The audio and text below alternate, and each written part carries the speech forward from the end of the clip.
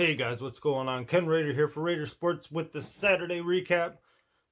But before I do, I'm just going to give you the breaking news first.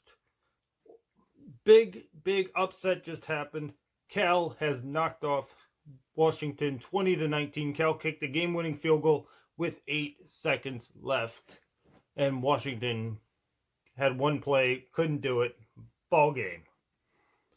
Cal 20, Washington 19. Expect Washington to still be in the top 25, but at the lower end of it now. Probably around 2021 would be my guess. And before this, I was going to bring up the most surprising thing: Maryland throwing up 62 points on Syracuse. That was just absolutely insane. I thought with the fact that they threw 79 up against Howard, I'm like, well, that's Howard. It doesn't really count for much. But now as they throw up astronomical points, I'm beginning to see a trend here where Maryland might be for real. Especially, at least on the offensive side. We'll see when they get in the Big Ten play and they start taking on those good defensive lines and those teams with better defenses, if that keeps holding true. But Maryland, I feel like right now is a team we should be definitely watching out for. They've beaten Texas in the last couple of years, so they are a team that is projecting up. Right now, I am cautiously buying this Maryland team. Now, the other game I really wanted to talk about, I really wanted to get into this full depth, because I told you so. I told the whole dang YouTube universe. If you didn't know this and you were shocked by today's upset, you just haven't been watching Raider Sports. So I'm going to tell you what I said. When the preseason rankings came out, I'll leave the little card here. When the preseason rankings came out, I said, what the hell is going on? How was Nebraska ranked? I made a whole big spiel about it. And I was right. They didn't deserve to be ranked, as they lost to Colorado, giving up 6 sacks and blowing a 17-0 lead. It was just mind-boggling how they lost that. Getting sacked at the very end, and then not having a kicker, and having to use the punter as the place kicker. Missed the field goal, had no chance of going in, short and wide. And that was the ball game. I said, and it's not like I'm saying that Nebraska's a bad team. I'm not. It's just Scott Frost is in a rebuild, and it's time to slow the hype train down. Scott Frost is not buying. He's not rebuilding a UCF. It's not like I could just throw out the best athletes with the best speed and win ball games. That's how you kind of win in the AAC. You turn it into a track meet, highest score wins. What you have to do in the Big Ten is you actually have to build a line, which Nebraska doesn't have. You need receivers who can block, which Nebraska doesn't have. You can't have a quarterback running it 19 times, throwing it 22 times, taking all that abuse in the Big Ten. It just will not work. So obviously he's only in year 2 of what I would feel like a 5-year rebuild.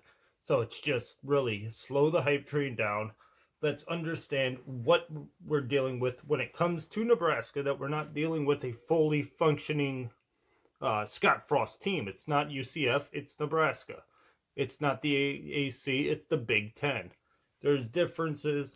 This is going to be a slower rebuild, but I feel like Scott Frost, in 2 or 3 years, I feel like this is a 4-year rebuild. Year 1, you're just seeing what sticks.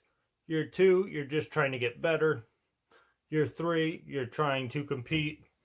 And then year 4, you contend. So that's how I feel about this Nebraska rebuild. But as I said, they were not ready to compete. They were not a top 25 team. And the last 2 weeks have proven that, as they struggled last week as well.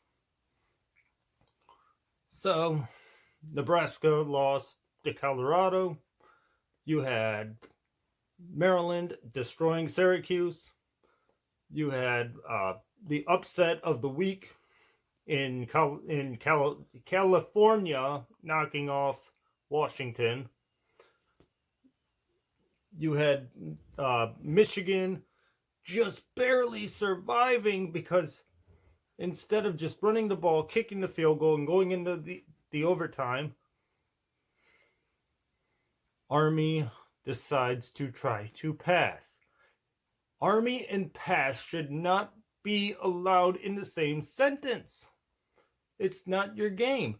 You run it for a couple yards and you kick the field goal. We go into third overtime.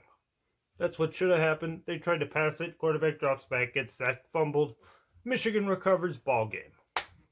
Michigan wins, what was it, 2017 or something like that. It was just an absolutely heartbreaking loss there. Then you had, who else survived? Oh, Minnesota survived Fresno State, kind of in the same way. Fresno State got intercepted at the end of the overtime ball game.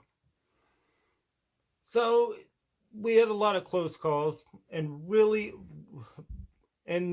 three things come to mind. Three coaches come to mind right now whose ass is literally on fire. Number one, Chip Kelly. UCLA lost again to San Diego State this time. Whoever is coaching Tennessee had lost today to BYU, and they lost to Georgia State last week. And there's trouble brewing in Rocky Top, I'll tell you what. And Lovie Smith at Illinois, I really thought he was like the coaching hire steal of the century, being a Super Bowl coach, and Illinois being the wreck of the program that it was. I really thought he would come up and really turn this program around, but they struggled so much against UConn. It really sent red flags up, because I'm an Illinois guy, okay?